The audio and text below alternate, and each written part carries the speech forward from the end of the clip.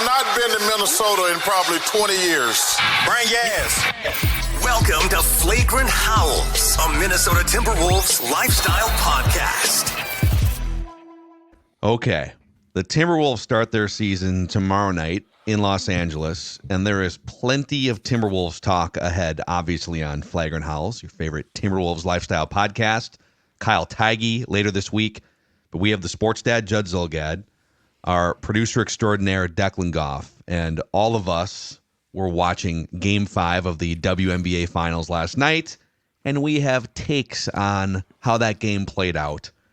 And before we dive in, and maybe you're waking up today, maybe you're behind on some of the post-game media, Cheryl Reeve had some takes on what happened last night, so we'll get to it all, but Padres is the official craft beer of the sports dad. Tell him, Judd. Oh, absolutely is. In fact, got home from the Vikings game last night, was putting together a pie chart to blame a bunch of stuff, and I cracked open one of their delicious red beers. Now, I've been talking about this for some time now, but their red beers have become hard to find. Good ones, almost impossible. Well, Padres has absolutely perfected a red beer that's delicious because they make beer that, I know this sounds simple, tastes like beer. A local craft brewery recreating Irish and UK classics, as well as some delicious craft beers that they are doing. They can be found, their beers can, in more than 80 liquor stores in the metro. They also have their own brewery location, Old Land Onad Factory, at the corner of Broadway and Central Avenues Northeast as well. Padres is the official sports beer of Sports Dad because Padres makes beer that tastes like beer. Enjoy a pint. They are delicious. And again, you can find them in more than 80 liquor stores in the metro. So quite easy to find a Padres. So just to set this up, and I think it's best if you haven't already, maybe if you didn't watch the game, or go look at the clips of the Breanna Stewart foul, in air quotes, that she drew with 5 seconds left. But with 5 seconds left, Game 5, winner take all in New York. Liberty inbounds to Breanna Stewart, one of the best women's players in the world, having a terrible night.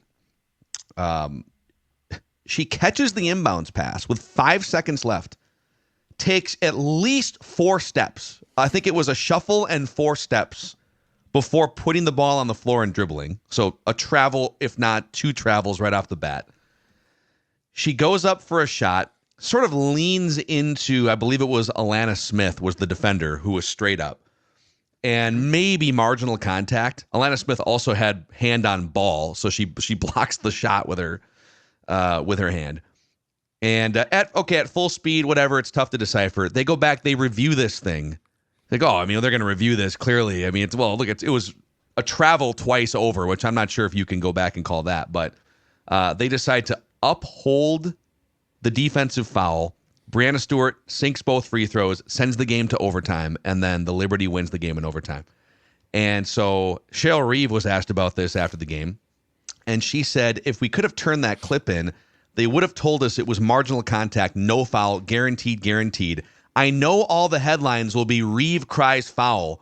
Bring it on, because this ish was stolen from us. Bring it on. And then, by the way, the WNBA commissioner comes out for the trophy presentation wearing a New York City skyline dress.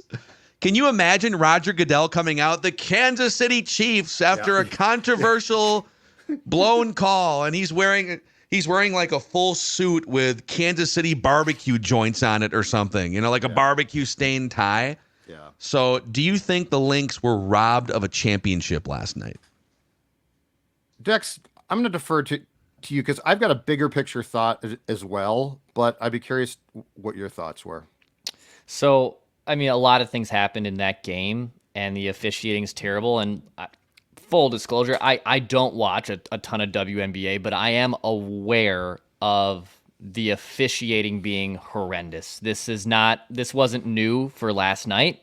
This has been a thing in this league for a long time. The officiating has never been up to snuff, and it's very unfortunate because obviously there's an incredibly pool of talented basketball players in the WNBA, and the officials can absolutely ruin things.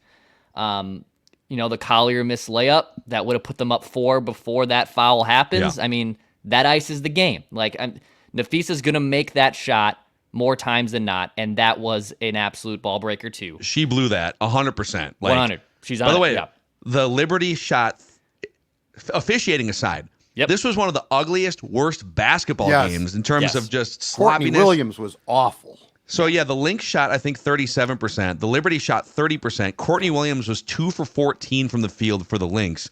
And most of those were 2-point. It wasn't like she was clanking from downtown. Yeah. It was, she was 2 for 12 from inside the arc. And Sabrina was 1 for 19.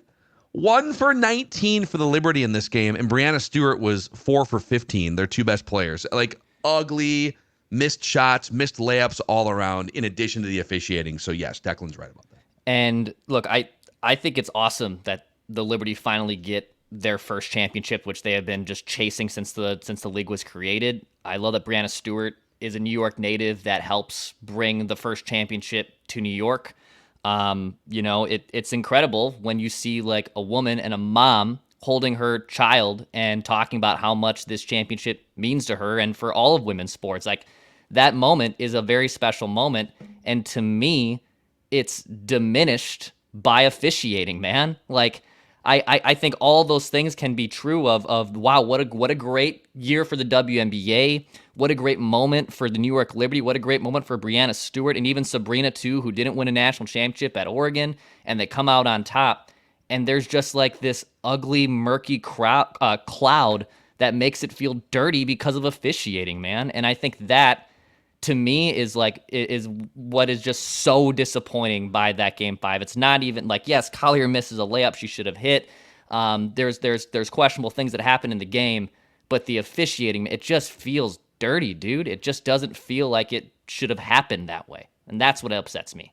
So were the Lynx robbed? Yes. I'll just give you one stat, okay? Like just one stat, like because there's a ton of plays that we could probably go back to, and we've talked about a couple of them. But the free throws, the discrepancy there is ridiculous. In a physical game. Exactly. Too. That's what I was going to say. In what was basically a Big Ten football game, like it was just ground and pound basketball, the Lynx were 7 of 8 from the line. 8. The Liberty were 21 of 25. That's not wild. possible. That's not possible. But here's where I'd like to go down the path that Dex went, and this is bigger picture. This is a league thing. This league is like rising up. The popularity has never been it's always had an audience, but now it's going national. Hell, it's going global, right? Caitlin Clark, like her or not, the perception of this entire league and its players is changing. That's awesome. I was covering a game about 3 years ago on a freelance basis. It was a Phoenix Lynx game at Target Center, and there was a very controversial play, but it was like the regular season opener, okay? So it wasn't like life or death. There was a very controversial play, and it was during the pandemic, so Cheryl Reeve was on the Zoom call, and I was asking about something on the replay that hadn't gotten done right. And she said, well, we have no central place. And I said, what? And she goes, the replay is us. The officials in the building. There's no referee center. Okay. That's a problem. Like if you consider yourself, this league just deemed it okay to have charter flights, which is, by the way, laugh all you want, incredibly expensive. They deserve that. But you're telling me that they don't deserve, and I'm not even talking about single officials. I'm talking about a system that works. Look, this was a bad game. Like this was not an aesthetically pleasing game, but that should not override the fact that this was a great series in a great season. This is their culmination. Game 5, you're going to 7 next year. It's awesome. And you literally end it with the ESPN panel talking about officiating. You have star NBA players jumping on Twitter and basically insinuating that something is wrong here, to Declan's point, which is, let's just come out and say it. The fix is in. Like, that's what they're insinuating. They're insinuating that something is very, very wrong and gone awry here. What a shame for a league coming off such a great year in an Olympic year as well, that's the lasting memory. Yeah, I want to come back. I think you bring up a lot of good points about the fork in the road for the league where, okay, public interest is on fire right now. TV numbers are up, merchandise, eyeballs, everything. Justified too. Yep. And it feels like the infrastructure is not there to be able to handle all of it. Correct. And last night, when you have just on paper, you have the longest reigning WNBA franchise, the New York Liberty, in the biggest media market, in the biggest season of the WNBA's history, hoisting a trophy for the first time. And the headline out of that isn't all of those things I just said. The headline is LeBron James, Damian Lillard, and other NBA players and people from around sports, Bill Simmons, literally questioning whether this was rigged or legitimate. Yep. Isaiah Thomas, not the old Isaiah Thomas, but like the newer Isaiah Thomas, the one who played for the Celtics a few years ago. They low-key cheated for New York, but I get it. Laugh out loud. LeBron James tweeted, "I'm sorry, but that wasn't a foul. Let the damn players dictate the outcome of a closely battled, contested game." Bill Simmons, the officiating in the last 90 seconds of this WNBA game was an absolute joke. Damian Lillard, refs called this game like they knew the assignment in the second half, boy. Great game. And then a bunch of other examples, too, I could point to. And I'll just to be clear, and I hate being like, the officials hate Minnesota sports. That is not where this is coming from for me. They were 100% robbed last night, and it felt suspicious. It felt like a league that lost $40 million this year, according to reports, despite the Caitlin Clark windfall. It felt like a desperate move to spike interest in the biggest market. I mean, dude, the WNBA commissioner is wearing a New York City skyline dress. And maybe we're in New York. I'm just going to wear my New York City dress, right? That looks terrible optically in a close game where officiating. And then to your point about no centralized replay center. So you have an official and his team of 2 or 3 others, right? Or I guess is it 3? But you got the head official who makes the call, a human being with an ego in a hostile environment. These aren't robots we're talking about. These are human beings that are trying to make calls, and they're swayed by moments, and they're not the best officials in the world because the NBA has the best officials in the world. And now it's time to review a season-altering play with 5 seconds left in Game 5 of the WNBA Finals. And you're not turning it to an objective center miles away from the arena where they can make the call, and they don't have to worry about being in the arena and feeling it from the coaches and the players. Right. It's the guy that made the wrong call to begin with gets to go take a second look. And if he decides, you know what, I was right the first time around, he can make that decision. It's embarrassing. And it felt like if you were to fix a result, remember when OJ wrote that book, If I Did It? If I did it, this is what it would have looked like, right? Yeah. If the WNBA were to fix a series or were to put some weight on an outcome, this is kind of what it would feel like. Yeah. Boy, we had a Caitlin Clark windfall of revenue, of TV ratings, of interest, and we still lost $40 million this year. Mm-hmm. Boy, how do we spike interest even more? I'm not saying the controversy is the interest. I'm saying New York, getting New York more excited about the Liberty and the WNBA, getting the biggest market more excited about a championship and maybe back-to-back next year. It's the bigger, better storyline. And I hate sounding like the small market media people think that the national media is out to get the Lynx. It wasn't. It could have been any other team. It could have been the Washington Mystics playing in that game for all I care. It could have been the Lynx. Like winning on the other side? Like but it wouldn't have been because it's not right, a New York size market. The free throw discrepancy in a physical game like that is ridiculous. And the whole thing, it's not just one bad call. At the very least, the officials were clearly influenced. And it was a smart move, but it should have not been listened to when, after I think it was Game 4, the Liberty coach complained about the officiating and said, we're not getting these calls. Yeah, but you know what? And I saw our guy Patrick Royce, who we love, is being a contrarian on Twitter today. Well, what about Game 4? Where was everyone saying that the league was trying to rig it for New York in Game 4? Well, okay, let's add that to the story. You know what's best for the league and TV ratings? Getting it to a Game 5. So, of course, you're going to lean toward, let's get the Lynx a W in Game 4. The whole thing felt transparently suspicious to me. And if I was a New York Liberty player, after going 1 for 19, if you're Sabrina, and shooting 30%, and the officiating had to carry you to overtime because you couldn't make a shot, I would feel embarrassed to have won that championship last night if I was New York. I would feel ashamed to be sitting there with a bottle of champagne at the post-game press conference. The problem, though, is there were probably a lot of casual sports fans who said, Jets and Steelers, no thank you, right? And watch this, because the series was good. Like, the series was ultra. It was probably, to go out on a limb here and say this, it was probably the best WNBA final series ever as far as competitiveness, closeness of games. Like, there was a lot to like about it, right? So you get people dipping in. How many people dipped in and said, oh no, like this, like as a hockey guy, I know that. Like, I know when stupid things happen, when there's bad officiating, when there's fights, let's say, okay? Casual sports fans, like, I'm out. I'm not going to watch this more. I don't like this. Dude, there was another thing. Did you guys see the audio? The mic'd up coach? I was about to say. Yeah, that was absolutely insane. That they're literally there. And I'm watching that, and I'm like, well, this is wild. They're like, they have her word for word here. And then when she says, if you get the ball, Brianna, embellish. And then they cut the mic. And they cut it.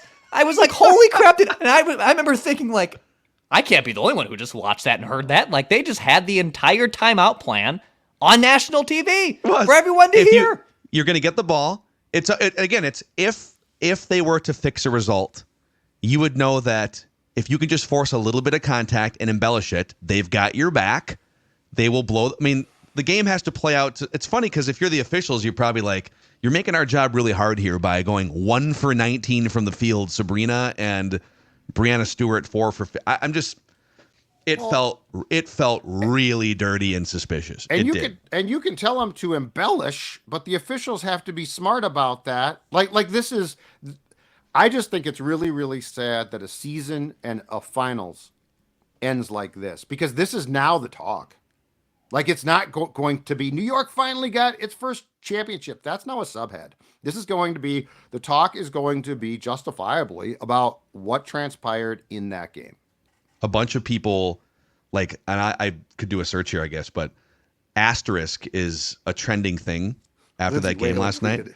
Did Lindsay Whalen too? I didn't see her tweet it, but I saw a bunch of other, like, not even Minnesota people, just NBA luminaries and people from other sports.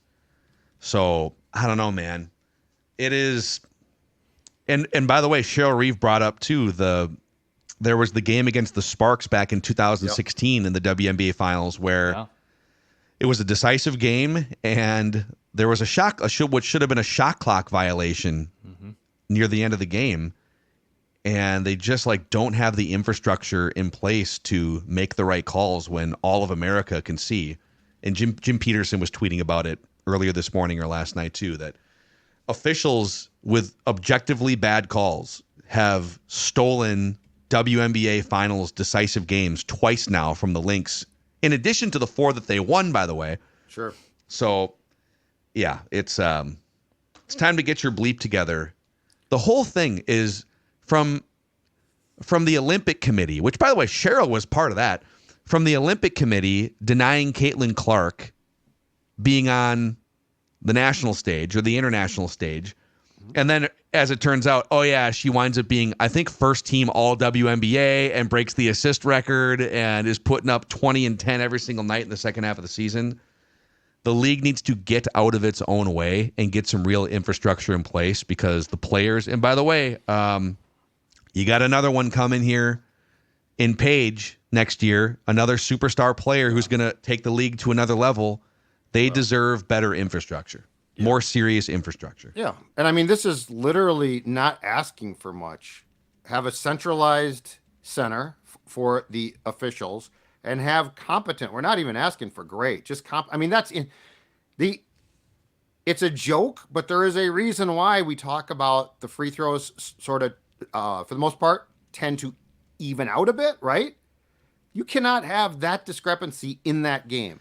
Yeah. And even the fouls were egregious, but that is the most blatant travel you'll ever see on a play like that. It's like her brain short-circuited and she forgot. Remember that clip of LeBron in Utah where he dribbles the ball across half court and he just he stops dribbling and he just walks 5 steps and then throws a pass. And the defender's like, He's like walking. He's literally walked 5 steps with the ball.